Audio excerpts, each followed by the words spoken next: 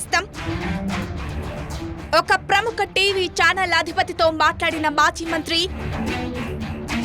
త్వరలో పూర్తి వివరాలు మీ 4 సైట్స్ టీవీలో.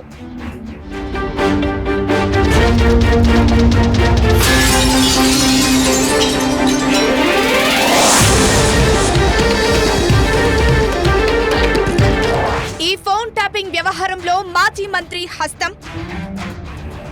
ఒక ప్రముఖ టీవీ ఛానల్ అధిపతితో మాట్లాడిన మాజీ మంత్రి. త్వరలో పూర్తి వివరాలు మీ 4 సైట్స్ టీవీలో.